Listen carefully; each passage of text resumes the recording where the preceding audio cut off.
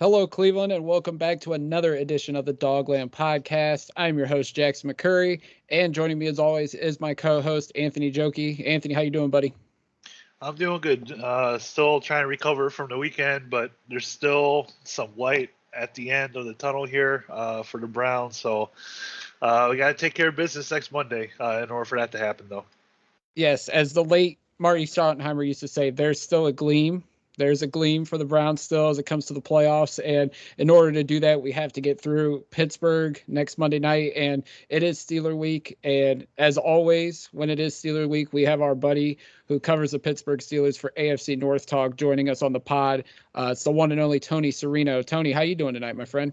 I'm doing well. Happy to be with you talking about Steelers and Browns. And yeah, there's a gleam of light for the Steelers as well, I guess. I mean, they can still sneak their way into an AFC North division crown. And I think that's what makes the end of this season so interesting. So happy to be here. Happy to talk about this game. Yeah, absolutely. I mean, and it's so crazy. 2 weeks left in the regular season, and all four AFC North teams are still in it, can have a viable shot at winning the AFC North. You got Cincinnati at 9-6. They're obviously in the driver's seat, and they play I think the Rams this week. They got Kansas City this week. Kansas City, that's right. I had them mixed up. Baltimore is at 8-7. They play the Rams, and then of course you have Pittsburgh at 7-1, and the Browns at 7-8, and they're going up against each other on Monday night. And this is the tightest AFC North battle I think ever. It's the tightest division race in 44 years. I think one of the national media pundits had said that in recent weeks. But Tony, this is crazy. And honestly, I think this is what the AFC North teams always envision, like a tight division race down to the wire, all four teams competitive, fighting tooth and nail every week. And here we are 2 weeks left, and all four still have a realistic shot at winning the division. I agree with you. Yeah, I mean, certainly, there's been this talk among all fan bases in this division that this is the best division in football, right? The most competitive division in football. I would say, though, about this year's race for the AFC North crown, while it might be the tightest race for a division, I think the reason why it is so tight this year is not because all four teams are really good, right? I think you can make legitimate arguments that 3 out of the 4 teams are relatively disappointed with how their teams have performed this year. And then there's the Bengals who have kind of outperformed, but there's no team, I think, right now in the AFC North that really feels like they're the cream of the AFC. And I think that's kind of the crazier part of this, because certainly when you looked at the preseason hype about the Browns and about the Ravens, those are two teams that felt like they could be a top team in the AFC. And instead we're left with a division that, 10 wins gets you there for sure, right? Bengals get to 10, they clinch, but 9 probably is going to win it as well. And I don't think that's the kind of division that AFC North fans have been talking about. So it has been interesting that this year to watch as this division has really struggled its way. And whether it's the Bengals or Browns or Ravens or even my Steelers, you're not really going to come away from the AFC North Division champion this year saying wow, they were a really good football team. They deserved it, because every team has stumbled and had really silly losses throughout the year. Yeah, it's not as bad as those NFC East days where, you had the 6-10 teams. Yeah, it's not quite 7-9. Yeah, exactly. it's not that bad. But yeah, these teams have fought week in and week out throughout this entire season. And with such a tight race, I think the path for the Browns is, obviously they have to win the last 2. The Bengals lose their last 2, lose the last 2. Yeah. And then the Rams have to beat the Ravens, and then that last game between the Ravens and Steelers wouldn't matter, at least in the Browns' perspective of them winning the division. But to have a chance after, going into, these tough losses the last couple weeks, losing with a depleted team against Vegas, and then that tough loss on Christmas. The Steelers still having a chance. They win their last 2. They have a good shot at maybe not the wild card, or maybe not the division, but maybe the wild card, because that tie will help them out in that sense. With the tie helps them out for sure. Yeah. With the winning percentage. So, this is a fun time of year, and hopefully, who knows? Obviously, both of us can't get in, but one of us will, I think. But going into this game on Monday night, Tony, it's Ben's what could be his final home game. We kind of thought that last year with the playoff. Especially that scene after the game was over with, him and Pouncey sitting there on the bench, just kind of away from everybody. You thought that might be it, but what's the mood like over there with, for as much as we've seen this year, Ben not be himself, and you just seen a guy who has had one heck of a career. His arm is kind of not there anymore. Just what's the mood going into this game on Monday with it potentially being his last home game on prime time? It's somber in Pittsburgh right now, but just because of the whooping that Kansas City put on this Steeler team. And I think it was kind of a wake-up call for all the Steeler fans who felt like this team had a realistic chance at not just a playoff berth, but to actually do something in the playoffs. It was always a pipe dream. I mean, you watch this team this year, they just haven't been good. I mean, the Steelers just have not been a good football team going all the way back. I know they beat Buffalo in week 1, and that was a strange game. But, the 3 games after that were all bad. This was a team that started 1-3. And even in that 4-game winning streak, it's not like this team went out there and really beat up on – they played 4 bad teams in a row. It's not like they beat up on any of those football teams. They actually won. They haven't won a game by more than a score this year. So, yeah, I mean, I think there's a realization in Pittsburgh that, this Steeler team, Ben Roethlisberger – is an issue. They need to upgrade at the quarterback position. Father Time has come for Ben Roethlisberger, but it's not just a Ben problem. This team has issues on the offensive line, on the defensive line, at the wide receiver position, at the corner, at inside linebacker. I mean, we can go on and on about all the issues the Steelers have, and I think that's why going into this game, I watched that game last year in the playoffs and watched Ben Roethlisberger crying on the sideline next to Marquise Pouncey and thinking wow, this is it. For Ben and Pouncey are going to retire together. They always said that they would.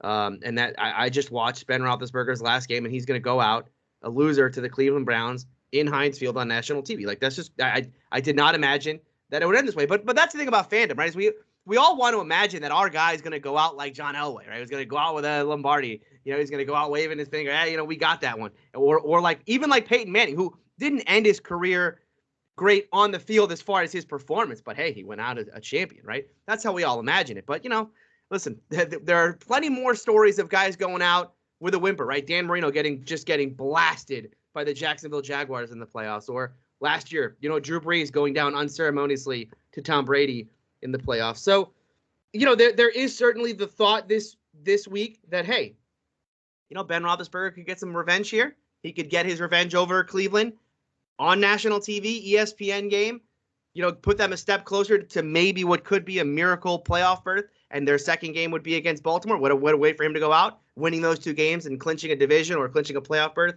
in his last couple games. That's the hope anyway as fans. But I think, watching what this team has done against the likes of Kansas City, or even like the first half of that Minnesota game, or the first half of that game against the Chargers, my goodness, this team has played such poor football for so long now. You wonder, can this team string together back-to-back wins like that? Even against the Browns team that's, they're not playing well. The Ravens aren't playing well, but this Steeler team is capable of losing to anybody. You look at Ben's numbers, and he's still throwing the ball accurately. He's a little over 3,300 yards, 20 touchdowns, 8 interceptions. But Tony, when you watch him, you could just see that Ben's not the same quarterback anymore. Clearly, he's 39 years old. The arm isn't the same as it used to be. He's definitely not as mobile as it used to be. I mean, could you see it coming that he was going to downfall into what some say he's like one of the 5 worst quarterbacks in the league? Or, is it just a shock to see him on the downside like he is? You've seen guys like Phillip Rivers, guys like Drew Brees that have tailed off at the end, but are you shocked that Ben's skills have diminished the way they have?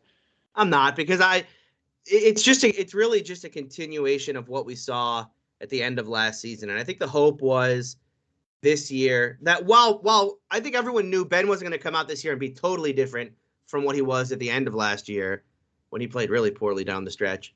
But the hope was that, look, if you could retool the offense, what was a bad offensive line last year, if you could retool that and get a running game with Najee Harris going, then you're going to ask a little less of Ben, and you're going to have him, you expose yourself less to a bad quarterback. Obviously, that's going to be beneficial to you.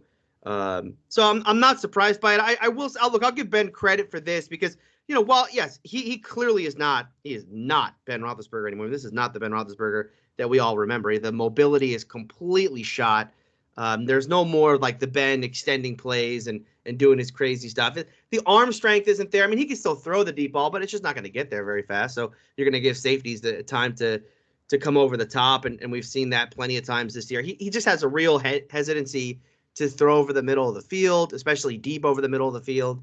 And so everything's going to kind of be underneath, and he wants to get rid of the ball quickly and all of that. And I'll give him credit for the fact that he hasn't been an out-and-out disaster. Well, he has been bad. And people talk, he's the fifth worst quarterback in the league. I mean, yes, he is not going out there and single-handedly winning games for the Steelers anymore. That is not the case. But he hasn't been single-handedly the reason why they have lost games. I mean, he hasn't had like the 4 or 5 interception, just disaster performances that we've seen from Ben in the past. We saw him do that in the past to teams like Jacksonville, 4 or 5 years ago, back when he was closer to the vintage Ben. And so I think he's at least, and this is why I think the Steelers wanted to bring him back, is at least he's still got the kind of veteran savvy that you'd expect out of a 39-year-old quarterback who's been through this thing plenty of times and understanding like, hey, I'm not going to go out there and win this game for you guys. I'm going to need everyone else to step up their game. I'm going to need this defense to step up. I'm going to need special teams to make a couple plays here, and I'll do my part, but I'm not going to go out there and lose it either. And I think that's what's kind of kept the Steelers in some games here that they shouldn't have been in. They should have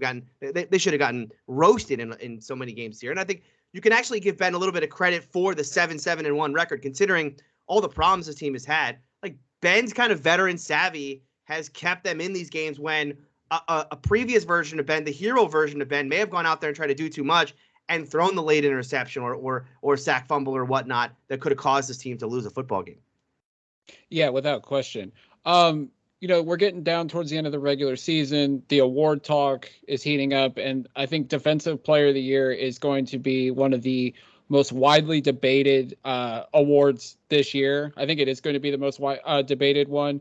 I mean, you have a wide variety of potential targets or potential players that could win this award, and 2 of them involve our teams. You have Myles Garrett, who's having a fantastic year, TJ Watt, who's having a fantastic year, and both of those guys are dealing with injuries. I think TJ Watt was on the COVID list. Correct me if I'm wrong, Tony, if he was or wasn't. You have Micah Parsons and Trevon Diggs with the Dallas Cowboys. I think Nick Bosa is a guy that should be mentioned in it. And, of course, Aaron Donald, who, I mean, is arguably the best defensive player in football. Yeah, he's Aaron Donald, yeah. Right. So, I mean, Tony, do you think, because the main focus has been on Myles and TJ, but I just listed 6 guys total that I think could win this award. Do you think it'll be Myles or TJ? You can go ahead and throw your 2 cents in. Who do you think should win the award? Anthony, you can as well, and then I will as well. I think right now it seems like, Myles is clearly playing through. He's got a hammy, right? He's playing through injury right now. Groin injury. Groin, okay. TJ is dealing with a cracked rib, so he's not playing well or playing much. I mean, they're taking him off the field. It's really playing. You can see him playing through the pain right now, and that cracked rib's not going to get much better over these next 2 weeks. And so, yeah, I mean, look, if Myles Garrett were to go out and have a big game on Monday, he could solidify. I mean, you just need those 2 guys should be 1A and 1B this year for Defensive Player of the Year. They just need another kind of like, hey, remember me type moment because they've been silent for the past couple weeks. I think the guy that's going to obviously Donald's coming on late. Aaron Donald, if he wins Defensive Player of the Year, you really can't argue with it. I know Steeler fans got mad last year because they stole it from TJ Watt. It's like, look, Aaron Donald is a generational player. He's the best defensive player of our generation. If they want to give him Defensive Player of the Year, I'm not going to argue with that. Yeah, he's really, really, really good. I think the guy that's going to sneak up and win it this year, and it's crazy to say this, but I think Micah Parsons is going to win it this year because Micah Parsons continues to play well. And when you have late in the season here, 2 guys in Watt and Garrett battling injury, while Parsons probably won't get to their sack numbers, right? I mean, I don't think he'll actually pass them in sacks. What he's been able to do, as a rookie, he may end up being a player who wins both Defensive Player of the Year and Defensive Rookie of the Year, right? Yeah, I mean, this debate is so tight, and the way I see it with like Aaron Donald, he's like the LeBron of this league. every year he should win the award Right. because he's the best defensive player, and like LeBron should win the MVP every year. But it just doesn't unfortunately happen that way. But yeah, I mean, you have TJ and Miles going into primetime football on Monday night in such a high stakes, high profile game that if they both ball out, you're still not going to know who wins it at the end. So I would say if one balls out over the other, that might give you the edge going into that last week. But I don't know. I've always, but between the two this year, I feel like I would slightly give the edge to TJ, and I'm sure Browns fans will give me crap for this, but to me, he just seems to be on the more game-breaking plays. Yeah. He seems to be the one that does that more often. So that's kind of why I would give him the edge in that aspect. I'm appreciative that you'll do that, but I will say this. One thing that bothers me, and I'm doing this on a Browns podcast, something a lot of Steeler fans are listening, so I'll get away with it. But one thing that bothers me about Steeler fans when they talk about TJ Watt, and especially when they're comparing him to Myles Garrett, is they'll do the whole like, oh, and TJ sat out 4 games this year because of injury, and he still has the same numbers as Myles Garrett, as if that's a good thing, right? As if sitting out 4 games, as if not being available for 4 games makes him what, more valuable? Like, no, missing games makes you less valuable. I've never understood that part of the argument. I get the per snap basis and all that, and that stuff should absolutely matter, right? Per pass rush snap and all of that, and your win rate and all that should matter. But when we're talking about a player who has missed 4 games, or what is it? TJ's missed like 3 or 4 games this year now. Like, that stuff should matter too, and not being available has to play a part, I think, in Defensive Player of the Year voting. Yeah, for sure. And then the thing always cracks me up is when they do the career comparison, and I think it's Andrew Filipponi out there in Pittsburgh that him and Ken Carbon from Cleveland always get into this debate, and they're like, well, TJ's got more sacks and he's got more forced fumbles and stuff, and it's like, well, he's played in 9 more games than Myles because Myles had his injuries his rookie year, obviously missed the last 4 games in 2019 because of the Mason Rudolph incident. So, like, it's not fair to compare them career-wise because TJ's played more games. But if you look at the per-game statistics, they're like on par with each other. They're both around a sack a game. Obviously, TJ makes the big impact plays with the forced fumbles and whatnot. But like, it always baffles me when people try to compare. Why don't you just appreciate the greatness? Because we have 2 great pass rushers that came out in the same draft class and are both game-wrecking pass rushers who are continuing to do their thing and hopefully continue to do their thing for a long time. Yeah, for sure. And for this year's battle, again, I think that, look, so you guys talked about if Myles goes out and has a big game on Monday. I don't expect TJ's going to. I think with TJ playing through this crack drip, I don't expect him to have a big game. Although the Steelers are certainly going to need him to have a big game. I'm just not expecting it given where his body is right now. Are you guys expecting that Myles is going to come back from this groin and have big games down the stretch? Because I kind of feel like down the stretch here that both guys with their injury are going to kind of wane down the stretch, and that's going to leave the door open for whether it's Aaron Donald or Micah Parsons to steal this award from one of them. I think, on Monday, I think the way they're going to use them is kind of how they've been. You're not going to see him much on first and second down. You're going to see him more in those pass rushing situations. I know the defensive line is depleted, but they are getting Clowney back this week, so that's certainly going to help out.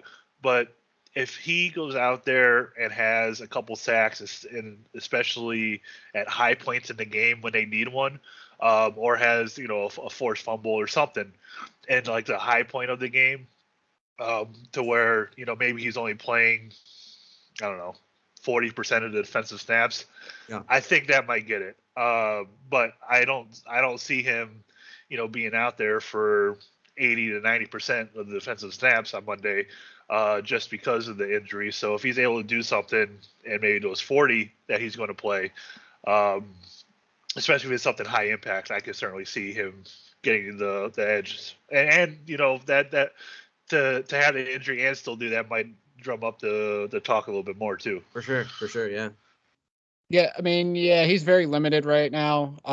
After Saturday, he said he was hurting really bad, and you could see it. Like, he's not obviously that groin injury is really limiting his abilities right now. He's not practicing during the week. I think he's trying to get as much treatment done to make sure he's right.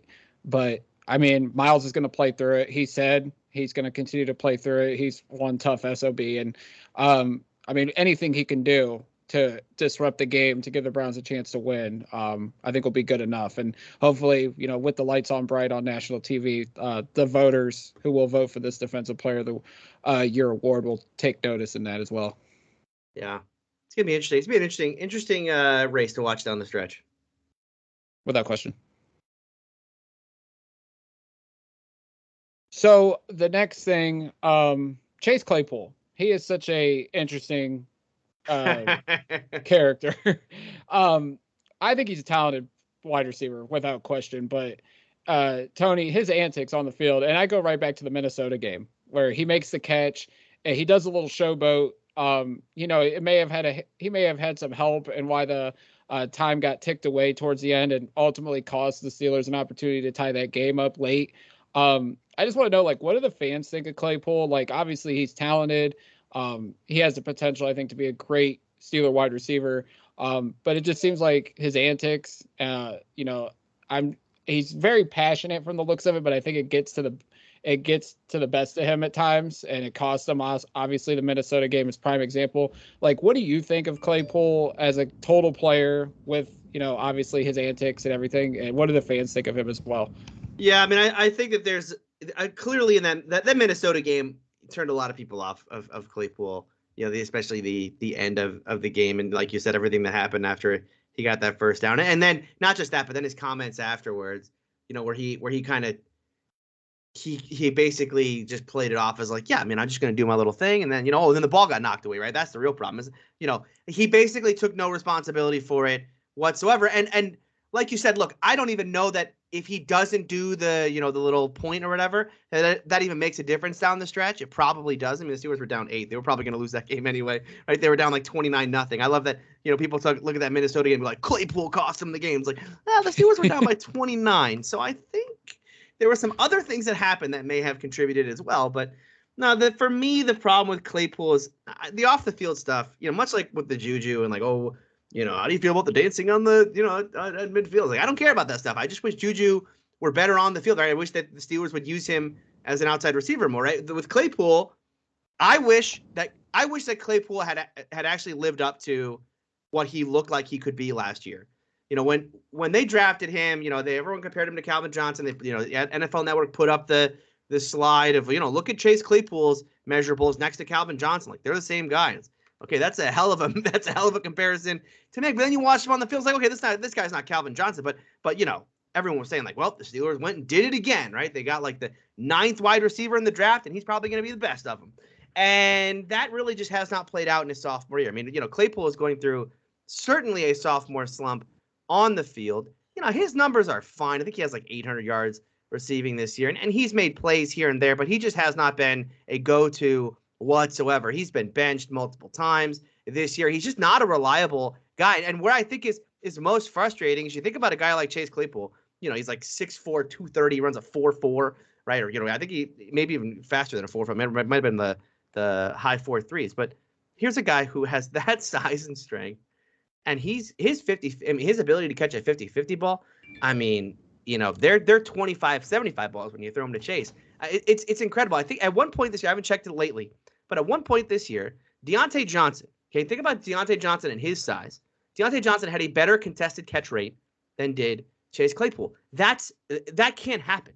And I think that, for me, is the frustrating part of Chase Claypool, is that, you know, with a team that's probably going to end up moving on from Juju. Obviously, James Washington's going to go. You know, Eric Ebron's going to go. You know, this team went from having a great receiving core, a great young receiving core, to now it's going to be Deontay Johnson and who else? Can I trust that Chase Claypool can be my number 2 receiver next year? I don't know that I can right now. And I think certainly Chase Claypool is in the spot like a lot of young Steelers are right now, which is, I don't know what to think about him after year 2, so I probably have to give him competition. I probably, if I'm the Steelers front office, am feeling like I need to go out in free agency next year and give this kid some competition, because you can't just give him a role. You know, he's not mature enough yet as a person, but he's also just not good enough on the field to be the kind of trustworthy receiver that this offense needs. Is there hope that Diontae Johnson doesn't follow down this path as well? Because, you've seen it over the last, 5 or 6 years. You had Antonio Brown, who fell off. You had Juju, who's done the same thing. Now you've had Chase Claypool.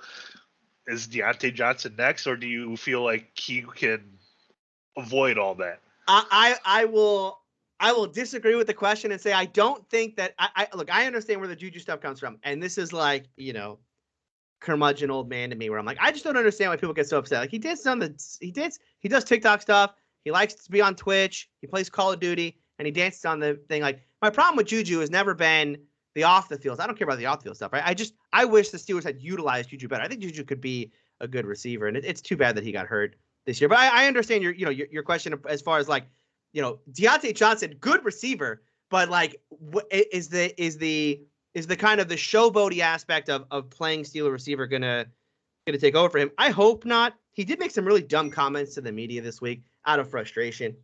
That he was asked. I think he was asked about like the Chiefs playing too high, and then he started talking about the running game. Then he started talking about the offensive line. And they said like, you media guys got to stop. You got to stop, nitpicking the offensive line. You got to stop coming after these guys. You guys. He said something like, unless you guys are going to go suit up and play offensive line, you can't criticize what they're doing. And it's like, all right, well, that's not really how this works. But so no, I like Diontae a lot. I think Diontae Johnson, I think the maturity that he's shown this year. Wow, it's a weird week to say this because he had that stupid fumble, but yeah, he led the league in drops last year. He was like bad when it came to drops. And a lot of that was mental mistakes. I do think he showed a lot of growth, maturity this year to not let that become a factor this year. And I know it's silly for me to say this year when the guy fumbled the ball without anybody touching it this week. So I understand the irony of what I'm saying, but I do think on the whole this year, he's been much better in that way. And I think Deontay's got a bright future. It's one of the things that I look forward to the most about the future of this team is what happens if Diontae Johnson gets a real quarterback. I know that's a diss on Ben, but it's true. I mean, Ben hasn't been the same quarterback since this team got Diontae. And Diontae is such a good route runner. He's so good after the catch that I wonder about a guy. If you had a quarterback who could hit Diontae further down the field and give him, some running room in the open field, man, what could Diontae be as a wide receiver in this league? And I really think it's still an open question. I don't think we've reached the ceiling on what Diontae can be as a player. He's been tremendous for me in fantasy this year. Oh, yeah. By the way, if anybody out there wants a sleeper for fantasy, if you're looking for a guy, your flex position or whatnot, this offense, for whatever reason, they're obsessed with Ray McCloud. So if you can get Ray McCloud right now, you're guaranteed to have like 6 or 7 targets this week. For whatever reason, he is the Steelers' number 2 receiver right now. It makes no sense to me. He's not very good, but they're force feeding him the ball right now. So if you need that in your fantasy playoffs, give it a shot. Speaking of a real quarterback, and Tony, I think we talked about this on the first time you were on the pod back in October. Yeah, the Aaron Rodgers rumor seemed to not be going away, and I think it was a couple weeks ago when Rodgers does his weekly spot on Pat McAfee. AJ Hawk kind of teased something about Pittsburgh, and Rodgers kind of just blew over it, and McAfee noticed what AJ was trying to do. And then on Tuesday morning, they were talking about where could Rodgers go on ESPN's Get Up. And Mike Tannenbaum, former NFL GM, mentioned about him going to Pittsburgh and taking Devontae Adams with him. I don't know how that would work cap-wise because obviously Rodgers makes, $40 million, and Devontae's probably looking at $25 million a year. So I don't know how that would work logistically with the Steelers cap situation. But it just seems like there's 2 spots that people are kind of pegging Rodgers to go to now, and that's Pittsburgh, staying in Green Bay, and the San Francisco 49ers, which going back home would not be a bad option for him because the 49ers have pretty much everything in place. But is there any buzz, any, little nuggets coming out of Pittsburgh saying like this is a realm of possibility? I don't know if Rodgers wants to stay in the cold weather, but Pittsburgh has some receivers. They have Najee Harris. They need to work on that offensive line a little more. And there's obviously players on defense. So it could be a ready-made fit for Rodgers, but is there anything out there that would make you think that Pittsburgh would go for this? Yeah, I think there's one report that came out that I think, for me, it's not solidifying anything, right? Because there's a massively open question, which is, Rodgers in order for this to work, Rodgers has to be traded, and that means that you have to give up assets for Aaron Rodgers. And are the Steelers going to be willing to give up those assets? But here's what I will say. Here's the report that came out that made me go, okay, well, this Rodgers to Pittsburgh thing has some life to it. Jay Glazer of Fox, he reported. Okay, and I'll just say this about Jay Glazer. From my time at training camp, I can tell you this: Jay Glazer and Mike Tomlin are very, very good friends. So when Jay Glazer reports something about Mike Tomlin, it's not like rumor has it or anything. It's like, I heard this from Mike Tomlin, right? It's like, Mike Tomlin told me that. And so he reported that Mike Tomlin, when Ben retires, is not willing to start over with a young quarterback. He wants a veteran to come in. That is what Mike Tomlin desires.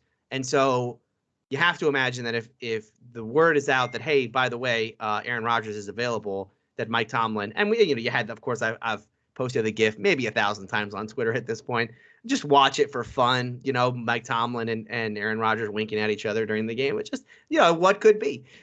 So yeah, I think certainly that possibility is out there. And I think that the only question now is, would the Steelers do it? You look back, this front office has been more aggressive recently than they have been in the past. I mean, I think the Minkah Fitzpatrick trade certainly shows you that this team is, if they feel like they're close, or that the player that they're going to get is going to put them, closer, they'll do it, right? They'll make a big splash. They did that with the Minkah thing, and I think they did that with Devin Bush. I think they would do it with Aaron Rodgers if he became available and if he were open to it. You talk about the cap space and whether or not that, how that's going to work. The Steelers would certainly have to do some massaging. They have a ton of cap space. They have $45 million in cap space right now. And obviously, as everybody knows, your cap space on day one is not even close to your truly available cap space as everyone starts doing their we do roster cuts and we massage everybody's contract. And that's why people say the salary cap is a myth, because today I have 45 and tomorrow I have 90, right? It's like, how did you double it? Well, I just moved some money around and, and I just doubled my money. So, I think there's some life to it. The only, again, the question is draft pick. I'll throw another name out there, though. A more realistic option that I've been thinking about, because Mike Tomlin keeps talking about two things. He wants a veteran and he wants a mobile quarterback. I think one quarterback that may fit the bill there, that is a free agent and could, fits the two things Tomlin's looking for. I think Mitchell Trubisky, honestly, could fit with Mike Tomlin.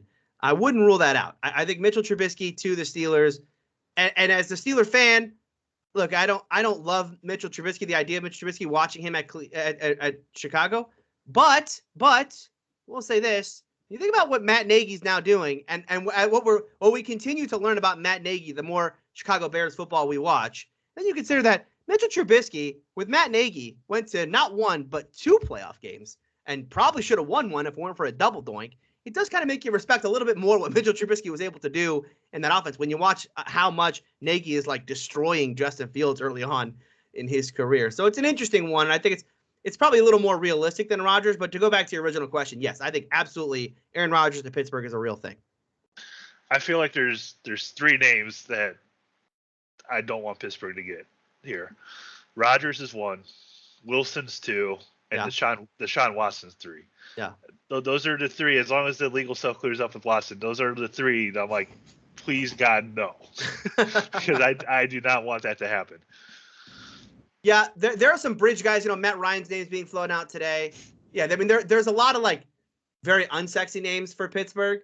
It just comes down to what is this offense going to look like post Ben Roethlisberger, and how quickly can they get this offensive line on track? Because as we talked about, the Steelers at receiver, like they have Deontay, so you're kind of Freiermuth, I think, is pretty good. Najee is decent. So it is interesting to watch, like whatever quarterback comes into town, as long as the Steelers do some major things to address the offensive line, it is, I guess it doesn't need to be an Aaron Rodgers for this offense to be significantly better than it is this year. But it certainly is going to have to be that the offensive line plays better, because Rodgers coming in behind this offensive line, he'll be better for sure, but he's not going to have a fun time.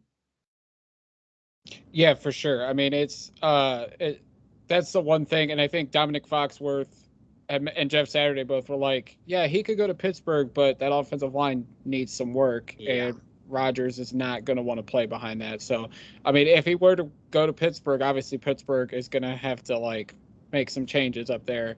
in terms of personnel on the offensive line.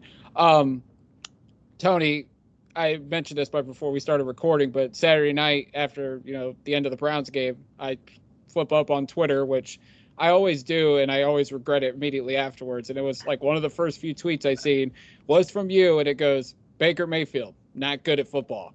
And, Baker just had a horrific performance there. Obviously it was his first game in a couple weeks because of COVID. They were saying, this is the healthiest he's been in some time, and his mechanics were all over the place. He just was not throwing the ball well.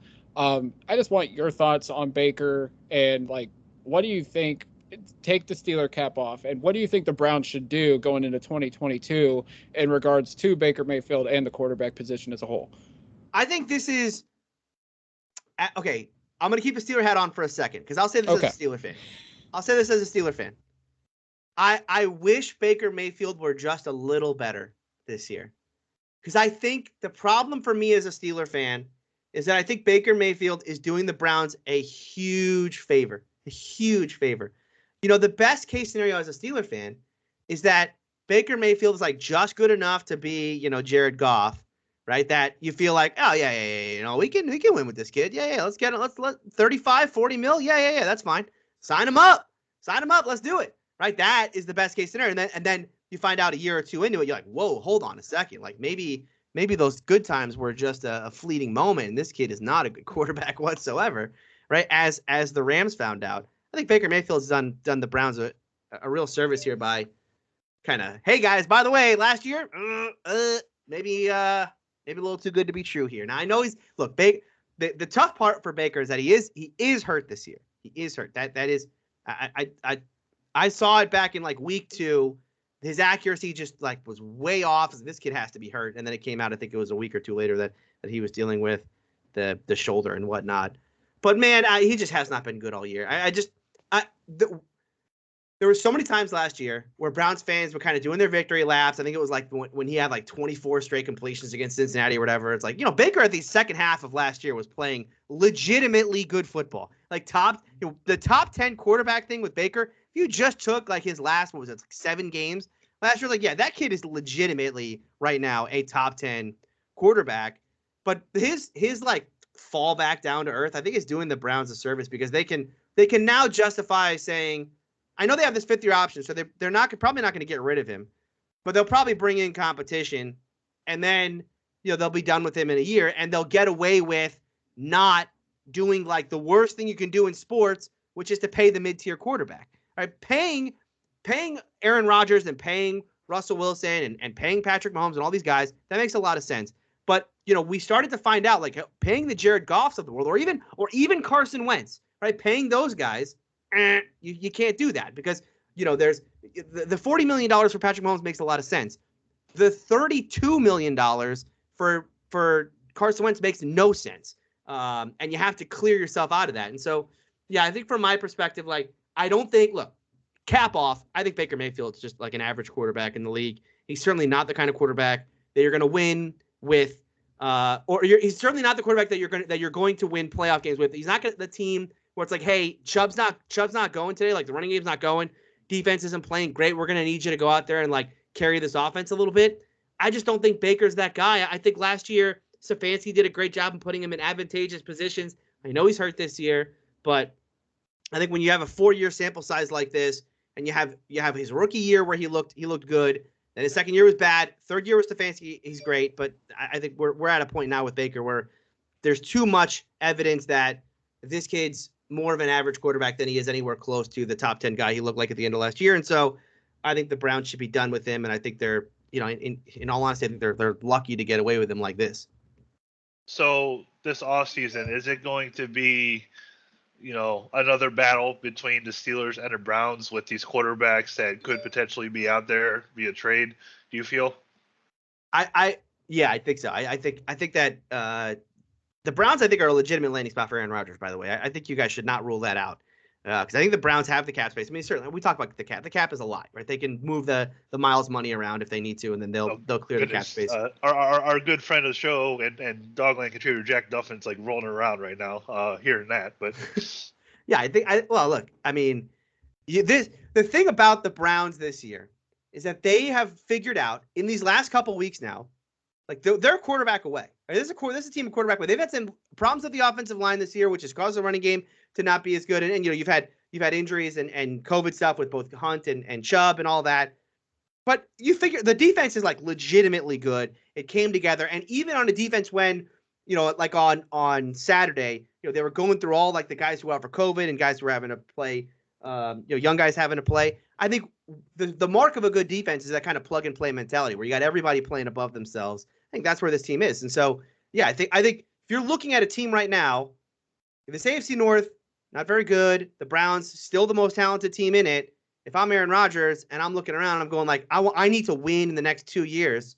Do I have a better chance right now of winning in Cleveland or in Pittsburgh? Like, take the helmets off or forget the logos for a second, because obviously, it's hard to say like, yeah, I'm going to win in Cleveland. But look, just talent on the roster. Yeah, if I'm Aaron Rodgers, I'm saying, yeah, the Cleveland roster is far better than Pittsburgh right now. I'm going there. I think anybody. I think if it's Rodgers, if it's Wilson, it just seems like him and Seattle are definitely heading for a parting of the ways.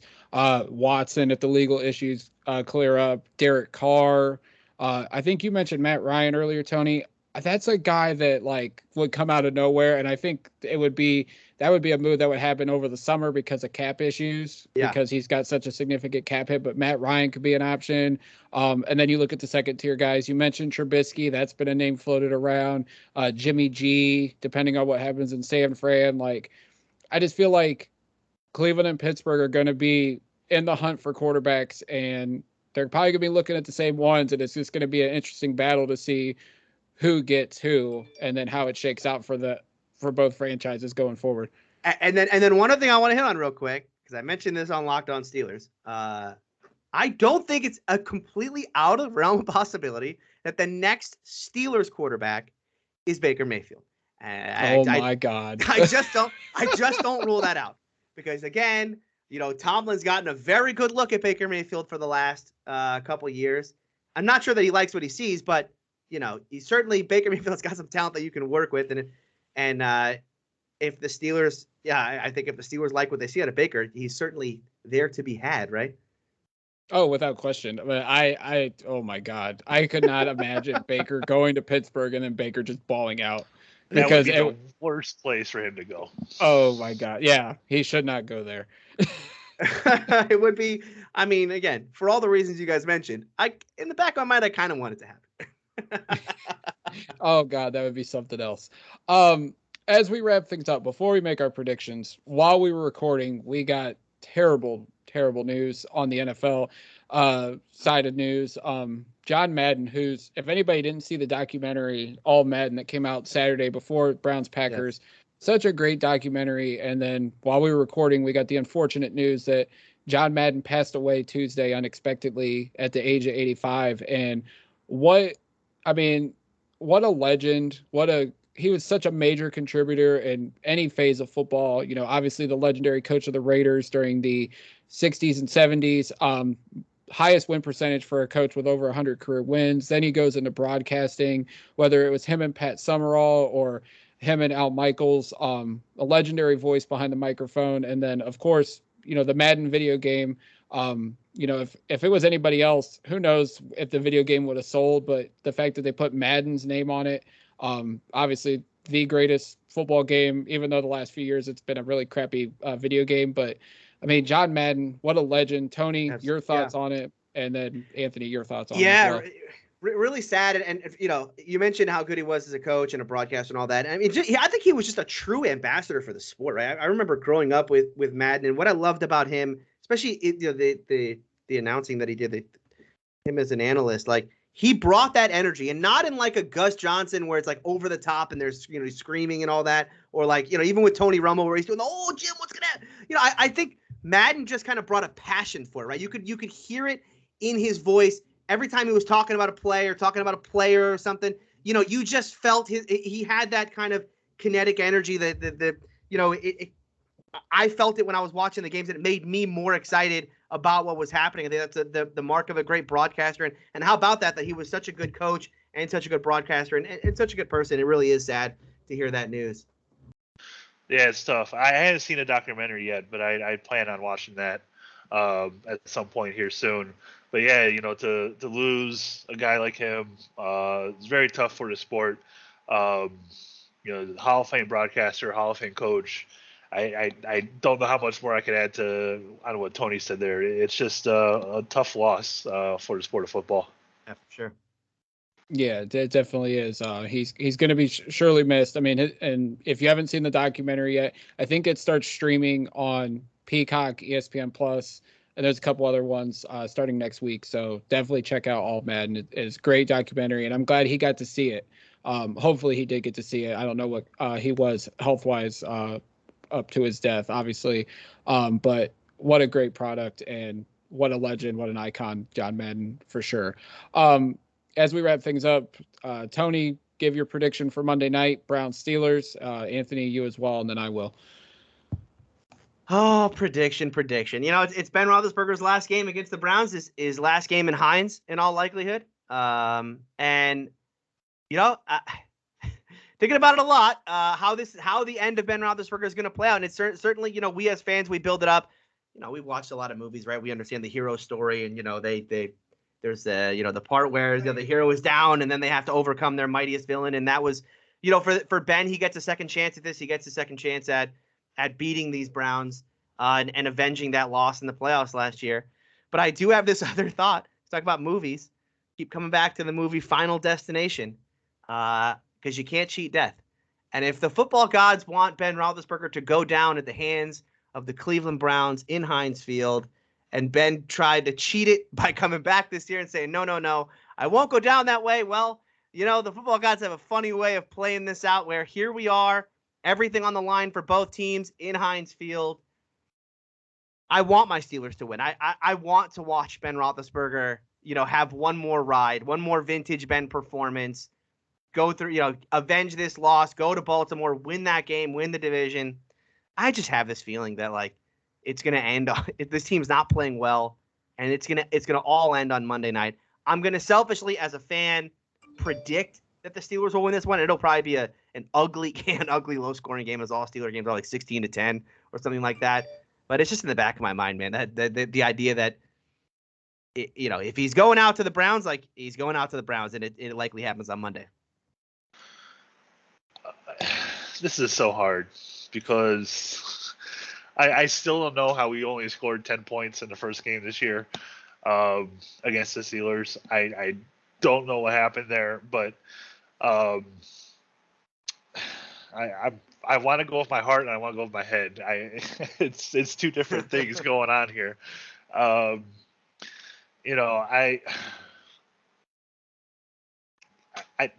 would love it for obviously the Browns to win this one, and then the Steelers win last week in Baltimore, just because I would rather root for Pittsburgh over Baltimore any given week. But I don't know. I think after last week, after Christmas, after those two tough losses in a row, really, I don't know if this team can pull it together on Monday. I think it's going to be close, and I've done this a couple times this year. Jack knows where I can't pick a winner, so I'll just say 24-23 Steelers. Just it's going to be that close. Woo! I don't know how to pick this one. I just need to know how my Steelers get to either 23 or 24 points. That's my big question. Defensive touchdowns. There you go. It's got to be. Defensive touchdowns, punt return. Yeah. Something weird. Got to be something weird. So, like Anthony, I still don't understand how we scored 10 points on Halloween against you guys and how you guys managed to beat us 15-10. I don't think it's going to happen like that this time. And much like it happened back in January, I'm not expecting the Browns to score 28 points in the first quarter, but I fully expect that they're going to give Big Ben the swan song at Heinz Field. I don't know how we're going to score this many points, but I'm going to say the Browns win 31-15. Pittsburgh scores 5 field goals. Ben gets them up and down the field a few times, but has to settle obviously for field goals. But the Browns somehow put up 31 points and send Ben out the way they would want to. Yeah, it does. That's what I worry about with this. I have that feeling of like, the Browns on Monday night. It feels, from a Steeler perspective, these are the games we cherish, right? Because this Steeler team can only win one way, which is to make a game as ugly a football game as, you guys kept saying, I don't know how they only scored 10. Like the Steelers just make games as ugly as you could possibly imagine, right? I mean, that's what they do. The Titans had a 16 play drive that took it took 10 minutes off the clock. They went like 90 yards and scored a field goal, right? That's Steeler football. That's exactly Steeler football. You feel like you're kicking the crap out of the Steelers. You look at the scoreboard and you're like, wait, hold on. The score is only what? 6-0? That's it? That's the kind of football the Steelers play. And so that's what it's got to be on Monday night in order for this team to win. It's just got to be kind of a really, really ugly game of football that the Steelers find their way through. Yeah, for sure, without a doubt. I'm definitely looking forward to this matchup. Obviously, prime time, Monday Night Football. It's pretty much a winner go home situation for both teams. And, I expect it to be a slugfest. Hopefully it goes out in the Browns' favor. But, obviously if Pittsburgh wins, then, there's always next year for Cleveland. So yeah. Well, and like we talked about, I mean, the Cleveland is a quarterback away. So I think, for you guys, right, it's not a situation where you really feel like even if the Browns were to win this division, you still have to feel like this Browns team just not there yet when it comes to competing at the top levels, right? Yeah, I think when me and Jack did our preseason stuff, I said like anything less than 10-7 would be a disappointment, and right now they're in that realm. They can only get 9 wins, so yeah. Not only are they a quarterback away, I think they need a receiver or two. Well, yeah. That room is going to change. And obviously, they might not be able to re-sign Clowney on the defensive line, so you have to fill that defensive interior, linebacker. So there's still plenty of spots that the Browns need to address this offseason. But I feel like how they invested in the defense and free agency and the draft last year, I feel like they're going to do the offense this year in that perspective. Yeah, I mean, for me, Tony, you summed it up perfectly. We're a quarterback away. I think there's enough pieces here to where the Browns should be competing for, the top of the AFC with, Buffalo, Kansas City, etc. Anthony said it perfectly. There's, the other positions we got to fill, but, Andrew Berry, since he's taken over the first offseason, he focused on rebuilding the offensive line. This past offseason, he revamped the defense. Now he knows quarterback is within sight.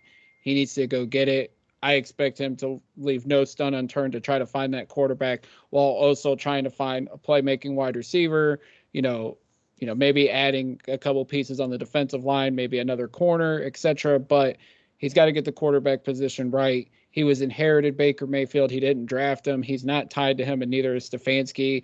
And I fully expect them to try to upgrade that quarterback position. But if they can't, try to find some competition to push Baker Mayfield in his final year under contract to try to squeeze the most out of him. Yeah. It's gonna put the Steelers, like we talked about earlier. It's gonna put the Steelers and the Browns at odds this offseason when it comes to quarterbacks. Yeah, can't wait for it, man. Tony, as always, thank you so gracious for your time. Happy New Year's and happy holidays to you and your family. Go ahead and plug AFC North Talk and everything you got going on before we get on out of here. Yeah, absolutely. Happy holidays to you both and everyone out in Dogland. You guys can find me on Twitter at Steeler Country, and then you can find me on YouTube. It's a roundtable show all about the AFC North. It's called AFC North Talk. We are twice a week, usually Tuesdays and Thursdays. So check that out. Make sure you subscribe to the channel, and you'll be notified when we go live. Anthony, go ahead and plug your Twitter. As always, guys, give me a follow at Anthony Joki, Joki. Also, Dogland on Twitter and on Facebook. And you guys can follow me on Twitter at Jack McCurry08. Like, share, and subscribe to this podcast. Like Anthony said, follow us on Twitter and Facebook. And until next time, Browns fans, as always, go Browns.